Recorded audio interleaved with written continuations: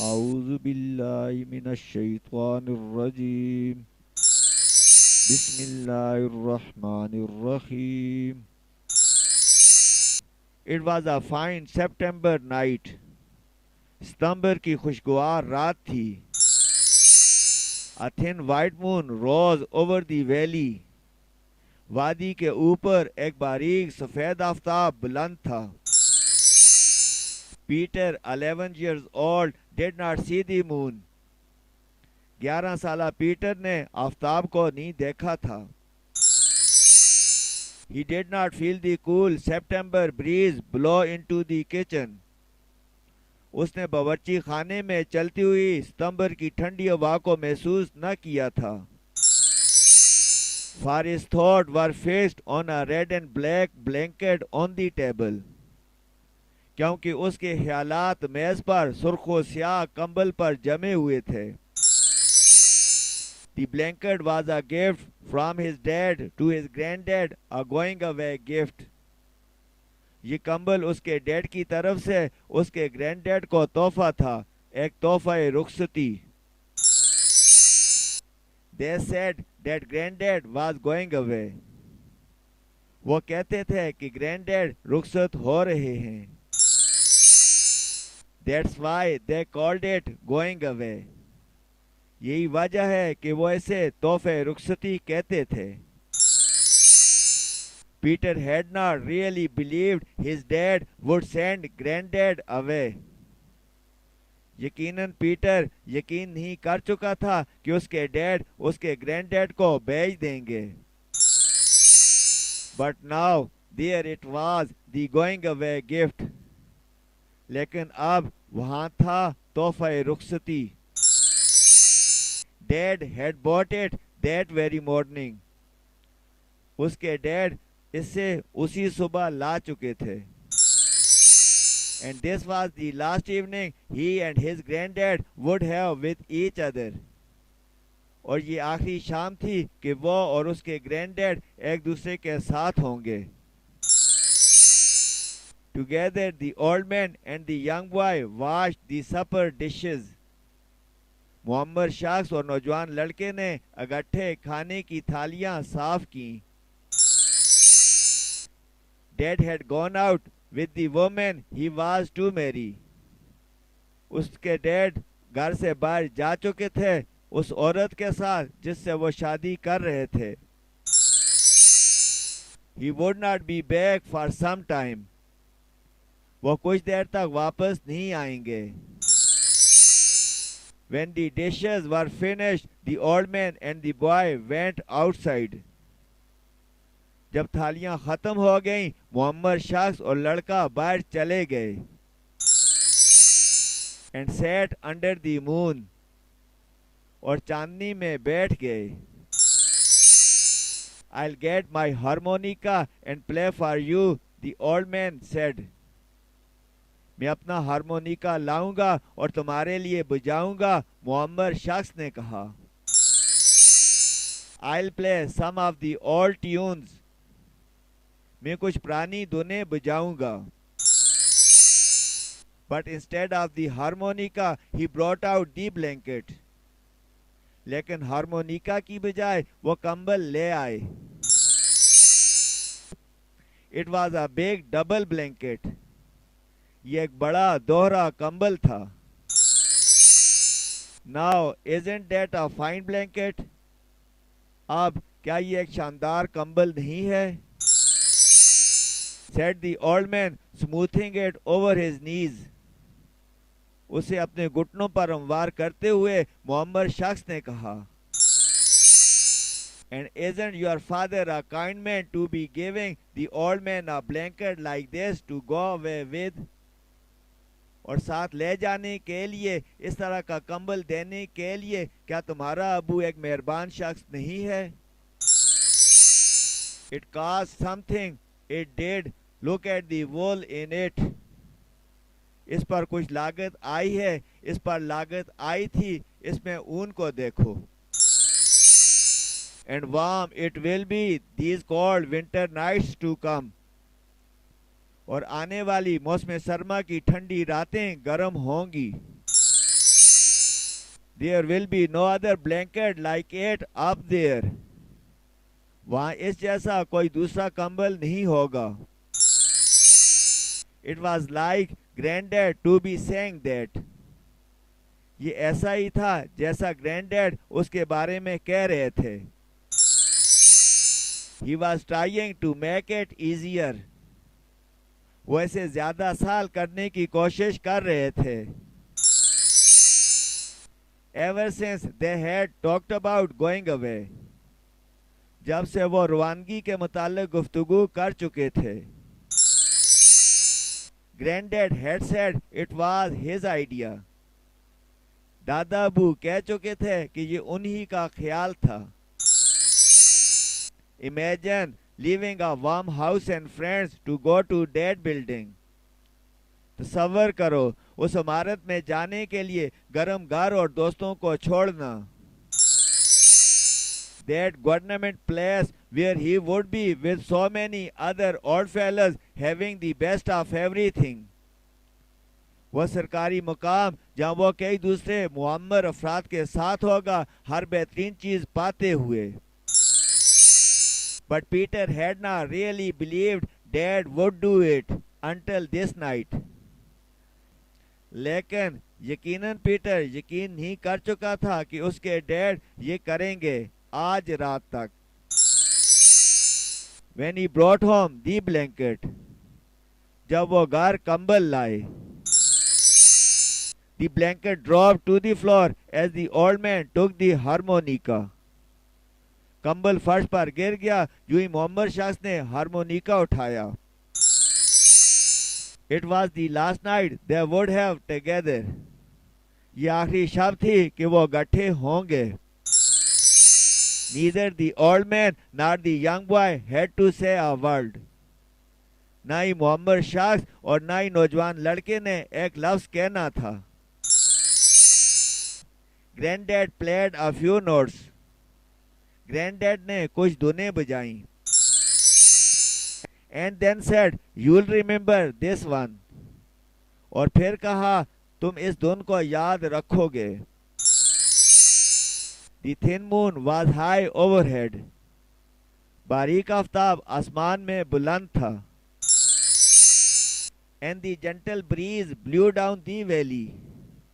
और वादी में एक हल्की आवाज चलती थी. The last time Peter thought he would never hear Granddad play again. आखिरी दफा पीटर ने सोचा वो ग्रैंडडैड को दोबारा बजाते हुए कभी नहीं सुनेगा. It was well that Dad was moving to a new house away from here. ये ठीक था कि उसके डैड नए घर में मुंतकिल हो रहे थे यहाँ से दूर. He did not want to sit here outside on fine evening under a white moon with Granddad gone.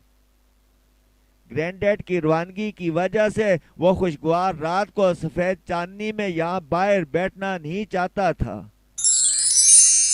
The music ended and the two sat for a few minutes in silence. मौसीकी बंद हो गई और दोनों चंद minute तक खामोशी से बैठ गए. Then Granddad spoke. Here is something happier. फिर दादा अबू बोले ज्यादा खुशी की बात है. Peter sat and looked out over the valley. Peter बैठा हुआ था और वादी को देखता था. Dad would marry that girl. Dad उस लड़की से शादी करेंगे. Yes, that girl who had kissed him. हाँ वो लड़की जिसने उसे बोसा दिया था. And who had said she would try to be a good mother to him and all that. और जो कह चुकी थी कि वो उसके लिए एक अच्छी माँ बनने की कोशिश करेगी और वो तमाम. The tune stopped suddenly and Granddad said. धुन अचानक बंद हो गई और दादा अब्बू ने कहा. It's a poor tune except to be dancing to. ये नामुनासिब धुन है रक्स के सिवा. And then it's a fine girl your father is going to marry. اور پھر تمہارا ابو جس سے شادی کر رہا ہے ایک حسین لڑکی ہے. He will feel young again with a pretty wife like that. اس جیسی حسین بیوی کے ساتھ وہ دوبارہ جوان محسوس کرے گا. And what would an old fellow like me do around the house? اور مجھ جیسا ایک معمر شخص ادھر ادھر گھر میں کیا کرے گا. Getting in the way, an old fool with all the talk about backaches and pains. راستے میں حائل ہوتے ہوئے تمام دردوں اور کمر دردوں کی گفتگو والا ایک معمر شخص. And then there will be babies coming. اور پھر بچے جنم لے رہے ہوں گے. And I don't want to be around listening to them cry all hours of the night. اور انہیں رات بھر چلاتے ہوئے سنتے ہوئے میں گرد و پیش میں رہنا نہیں چاہتا. No, it's best that I leave. نہیں, یہ بہترین ہے کہ میں چلا جاؤں. Well, one more tune or two and then we will get to bed, get some sleep. خوب, مزید ایک دن یا دو اور پھر ہم سونے کے لیے جائیں گے, کچھ نیند کریں گے. In the morning, I'll get my new blanket and take my leave. صبح میں اپنا نیا کمبل لوں گا اور رخصت ہو جاؤں گا. Listen to this. اسے غور سے سنو. It's a bit of a sad tune, but a nice one for a night like this. یہ قدرے غمگین دن ہے لیکن آج جیسی رات کے لیے عمدہ دن ہے. They did not hear the two people coming down the road, Dad and the pretty girl with a hard, bright face like a doll. انہوں نے سڑک پر آتے ہوئے دو افراد ڈیڈ اور گڑیا جیسی انتہائی روشن چہرے والی حسین لڑکی کی آواز کو نہ سنا. But they heard her laugh and the tune stopped suddenly. لیکن انہوں نے اس کی ہنسی کو سنا اور دھن فوراً بند ہو گئی. Dad did not say a word, but the girl walked up to Granddad and said prettily. Dead نے ایک لفظ بھی نہ کہا لیکن لڑکی گرینڈ ڈیڈ کے پاس گئی اور دلکشی سے کہا. I'll not be seeing you in the morning, so I came over to say goodbye. میں صبح ملاقات نہیں کروں گی لہذا میں الوداع کہنے کے لیے آئی تھی. It's a kind of you, said Granddad looking down at the floor. یہ آپ کی رحم دلی ہے, نیچے فرش پر دیکھتے ہوئے دادا ابو نے کہا. And then seeing the blanket at his feet, he bent down to pick it up. اور پھر اپنے پاؤں میں کمبل کو دیکھتے ہوئے وہ اسے اٹھانے کے لیے جھکا. And will you look at this? He said, sounding himself like a little boy. اور کیا آپ اسے دیکھو گی؟ اس نے کہا, خود کو ایک ننھے بچے کی طرح دکھاتے ہوئے. Isn't this a fine blanket my son has given me to go away with? کیا یہ ایک عمدہ کمبل نہیں ہے جو میرا بیٹا مجھے ساتھ لے جانے کے لیے دے چکا ہے؟ Yes, she said, it's a fine blanket. ہاں, اس نے کہا, یہ ایک عمدہ کمبل ہے. She felt the wool again and said, a fine blanket indeed. اس نے اون کو دوبارہ محسوس کیا اور کہا, یقیناً ایک عمدہ کمبل. She turned to Dad and said him coldly, must have cost a pretty penny. اس نے ڈیڈ کی طرف رخ کیا اور اسے بے پرواہی سے کہا, ضرور کافی زیادہ پیسے کی لاگت آئی ہے. Dad cleared his throat. I wanted him to have the best. Dead نے اپنا گلا صاف کیا, میں انہیں بہترین دینا چاہتا تھا. The girl stood there still looking at the blanket. کمبل کو بدستور دیکھتے ہوئے لڑکی وہاں کھڑی رہی. It's a double one too. یہ دوہرا کمبل بھی ہے. Yes, The old man said, "It's a double one, a fine blanket for an old fellow to be going away with." हाँ, मोहम्मद शख्स ने कहा, ये दोहरा कंबल है, साथ ले जाने के लिए मोहम्मद शख्स के लिए एक उम्दा कंबल. The boy suddenly walked into the house. लड़का फौरन घर में गया. He could hear the girl still talking about the expensive blanket.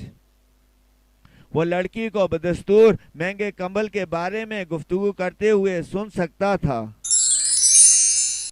He heard his dad get angry in his slow way. उसने डैड को अपने आहिस्ता अंदाज में नाराज होते हुए सुना. And now she was leaving. और अब वो रवाना हो रही थी. As Peter came out, the girl turned and called back. जब पीटर बाहर आया, लड़की मुड़ी और दोबारा कहा, No matter what you say, he doesn't need a double blanket. जो आप कहते हैं इससे कतई नजर इन्हें दोहरे कंबल की जरूरत नहीं है. Dad looked at her with a funny look in his eye. Dad ने उसे अजीब नजर से देखा. She is right, Dad, the boy said. Dad, ये दुरुस्त फरमाती हैं, लड़के ने कहा. Granddad doesn't need a double blanket. Granddad को दोहरे कंबल की जरूरत नहीं है. Here, Dad, and he held out a pair of scissors. ये लें Dad, और उसने एक कैंची बढ़ाई. Cut it, Dad. Cut the blanket in two. Dad, इसे काटो, कंबल को दो हिस्सों में काटो. Both of them looked at the boy surprised. हैरान दोनों ने लड़के को देखा. Cut it in two, I tell you, Dad, and keep the other half. इसे दो हिस्सों में काटें, मैं आपको कहता हूँ डैड, और दूसरा आधा हिस्सा संभाल कर रख लें. That's not a bad idea, said Granddad gently. ये बुरा ख्याल नहीं है, Granddad ने नरमी से कहा. I don't need such a big blanket. मुझे इतने बड़े कंबल की जरूरत नहीं है. Yes, the boy said, a single blanket is enough for an old man when he is sent away. हाँ, लड़के ने कहा, एक मोहम्मद शख्स के लिए सिंगल कंबल काफी होता है जब उसे रुखसत कर दिया जाता है. We'll save the other half, Dad. It will come in useful later. हम दूसरा आधा हिस्सा संभाल कर रख लेंगे डैड, ये बाद में करामद होगा. Now, what do you mean by that? asked Dad. अब तुम्हारा इससे क्या मतलब है? डैड ने सवाल किया. I mean, said the boy slowly. मेरा मतलब है, लड़के ने आहिस्तगी से कहा. That I'll give it to you, Dad, when you are old and I'm sending you away. कि ये मैं आपको दूंगा डैड जब आप बूढ़े हो जाएंगे और मैं आपको रुखसत कर रहा हूँगा. There was a big silence and then Dad went over to Granddad and stood before him, not saying a word. एक अजीम सन्नाटा हो गया और फिर डैड ग्रैंडडैड के पास गए और उनके सामने खामोश खड़े हो गए. But Granddad understood, for he put out his hand and laid it on Dad's shoulder. लेकिन दादा अबू समझ गए क्योंकि उन्होंने अपना हाथ बढ़ाया और उसे डैड के कानों पर रखा. Peter was watching them. Peter उन्हें देख रहा था. And he heard Granddad whisper softly. और उसने ग्रैंडडैड को नरमी से सरगोशी करते हुए सुना. It's all right, son. I knew you didn't mean it. ठीक है बेटा, मैं जानता हूँ तुम्हारा ये मतलब ना था. And then Peter cried. और फिर पीटर चिल्लाया. But it didn't matter because all three were crying together. लेकिन इसकी अहमियत ना थी क्योंकि तमाम तीनों गट्ठे चिल्ला रहे थे.